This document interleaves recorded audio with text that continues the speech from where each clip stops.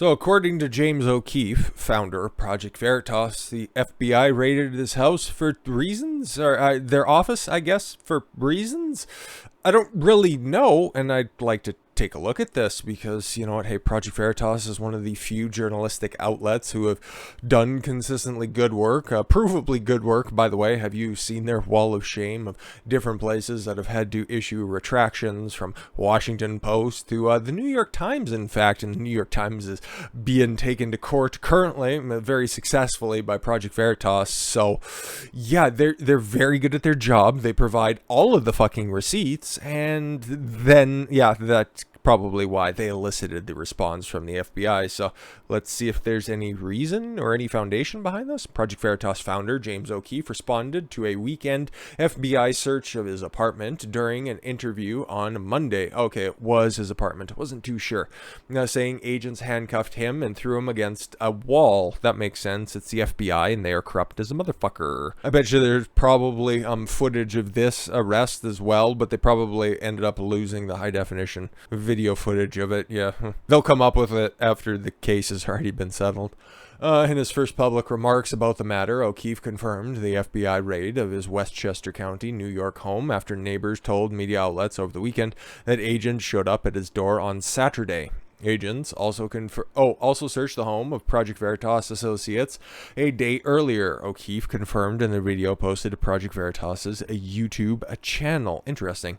I woke up to a pre-dawn raid, O'Keefe told Fox News host Sean Hannity. Oh, he's talking to Sean Hannity, therefore he can disregard. Shut up. Banging on my door. I went to my door to answer the door.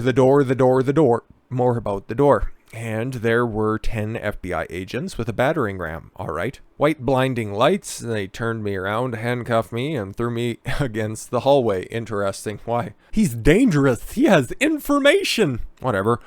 I was partially clothed in front of my neighbors. All right. Well, at least you were partially clothed. You had that going for you. A little bit of modesty. They confiscated my phone. They raided my apartment. Why? Okay. Last week, O'Keefe said that Veritas Associates' home were raided after the group allegedly received the missing diary of President Joe Biden's daughter, Ashley. It was never published, he said. Oh, fuck. Well, then, now we have an idea. Going after the top dog. Now you get the big boy treatment. That makes sense. His phone had reporters' notes from sources unrelated to Ashley Biden's diary, as well as confidential donor information, O'Keefe said, as well as his own private information, which he's allowed to have because, what's he been charged with so far? Okay. Why was there an aggressive, allegedly no-knock warrant, I guess, being executed on him? He's just a journalist, after all. Agents spent about 2 hours searching his apartment, and 2 of his phones were confiscated. This is an attack on the First Amendment by the Department of Justice. No, not the Department of Justice. They would never do something like that. He said, I've heard the process is the punishment. I didn't really understand what that meant until this weekend. And Sean, I wouldn't wish this on any journalist, he continued. Don't worry, you only employ the only journalists that are left, really. O'Keefe's attorney, Paul Colley, who appeared next to the Project Veritas founder in their interview, said Project Veritas paid alleged tipster for the diary for the right to publish the material. The group instead handed it over to local law enforcement, he added. All right. O'Keefe then added that journalists need to stand against the FBI's alleged targeting of the group. Oh, don't worry. If there's any more of a slimy group of individuals than journalists, I don't know who they are. Okay, maybe like pedophiles? Certain cell blocks at Rikers Island? I don't really know. A source comes to us with information. I didn't even decide to publish it. If they can do this to me, if they can do it to a journalist and raid my home and take my reporter's notes, they'll do it to any journalist, O'Keefe remarked. This is about something very fundamental to this country. I don't know which direction this country is going in, but journalists everywhere have to rise up because we broke no laws here. If they can do it to me, they'll do it to anybody. In a statement on YouTube on Friday, O'Keefe said that he was told in a grand jury indictment not to discuss the FBI search, but decided to speak out after the New York Times reporter, big balls on this motherfucker, contacted Project Veritas reporters for comment within an hour of the raid being carried out. How would they know about that? Very interesting. Very interesting. And that's easily corroboratable because you'd be able to find timestamps on the different ways that the New York Times reporters contacted the Project Veritas reporters. So, again, what a coincidence. For comment within an hour of the raid being carried out. He then questioned how the New York Times obtained information about the searches and what they were about. Exactly, the Epoch Times has contacted the FBI for comment, and just wait for the stories coming out that somebody raided the Epoch Times office. All right, over the weekend, an FBI spokesperson confirmed that a court-authorized law enforcement action was carried out in furtherance of an ongoing investigation. Nice, vague phraseology in response to the questions about O'Keefe's home being searched.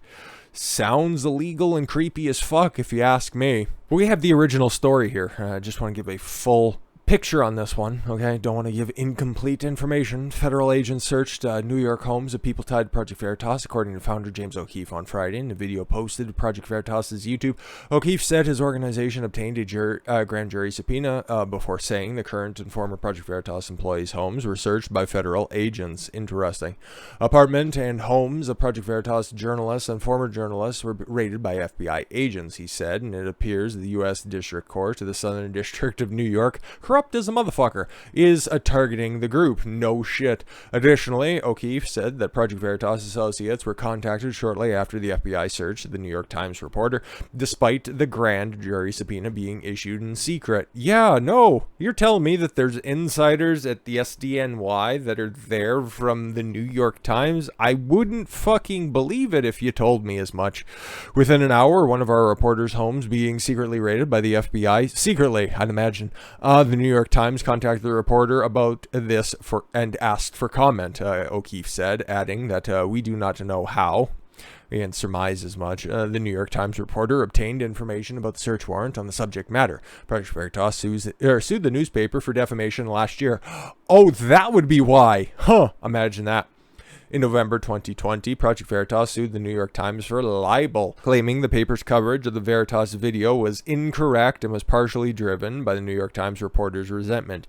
That was the Ilhan Omar ballot harvesting accusations. The video footage that was there, the different people associated with that campaign carrying out things that tend to be fucking illegal, okay? And the New York Times just falsely represented that, or misrepresented that situation, and had to come out in a response to the lawsuit by saying that basically they are just an opinion piece masquerading as real news, or they allow their opinion editors to come over and write fluff stories in their news articles, and they don't really edit for any of that or add the proper disclaimers on it. So it's just all pure propaganda, but enough people still think that there's some sort of credibility to New York Times, or to really take any sort of legacy media at face value. It really must suck to live in that world. Lawyers from the newspaper filed its defense in April of 2021, denying most of the allegations. Yeah, that's where that statement came out of. An FBI spokesperson told the Associated Press, another place that I'm sure has a lot of anonymous sources in as well, had conducted a court-authorized law enforcement activity at an apartment in Manhattan and addresses in Mamaroneck in Westchester County, New York. The spokesperson did not appear to comment on whether the searches were linked to Project Veritas. No, it just took place at Project Veritas reporters and then also the founder's place. That would it would just be an odd coincidence if it was about anything else. In 2020, Project Veritas was contacted by individuals who claimed to have obtained a copy of the diary belonging to Ashley Biden. I'd never heard of this before, but that's interesting. President Biden's youngest daughter, O'Keefe said in a video, tipsters allege that the diary was found abandoned in a room. Oh, okay, cool. Like many things associated with the Biden clan. After she left and that the diary contained explosive allegations against then-candidate Joe Biden. Interesting. Project Veritas' lawyer, he continued, were in contact with the Department of Justice before the searches were carried out. The lawyer told federal agents that they had conveyed unassailable facts that demonstrate Project Veritas' lack of involvement in criminal activity and or criminal intent, O'Keefe said. All right. Like any reporter, we regularly deal with the receipt of source information and take steps to verify the authenticity, legality, and newsworthiness. Our efforts were the stuff of responsible, ethical journalism. There is no place for that, especially if you're dealing with the Associated Press and the New York Times. How dare you? How dare you? And we are in no doubt that Project Veritas acted properly at each and every step, O'Keefe added. O'Keefe said Project Veritas could not determine the authenticity of the diary and tried to return it to one of Ashley Biden's attorneys, but the lawyer refused to authenticate it. The organization instead gave it to law enforcement to ensure that it could be returned to its rightful owner. Yeah, okay. Cool. We have this. Hey, lady, would you like it back? No, just give it to the cops so they can give it to us. Aha, I get it. And never published it. All right. Now, Ms. Biden's father's Department of Justice, specifically the United States Attorney's Office of the Southern District of New York, appears to be investigating the situation, claiming the diary was stolen, even though it was returned to the cops after they said that, we came across this, which they did, which is true, which is exactly why this is happening, okay? You can continue to go after the mouthpiece, but you can never truly take a shot at the king, because if you do, you best not miss. We'll see where this goes, okay? Because I feel like if there's going to be one outlet that's not going to take this one lying down, it's definitely Project Veritas, because they got brass balls, unlike a lot of these other fucking outlets that are out there. But with that said, guys, thank you all very much for the gift of your time. I've been Don Consuelo. I want you to follow your gut and get after it. Take care, everyone.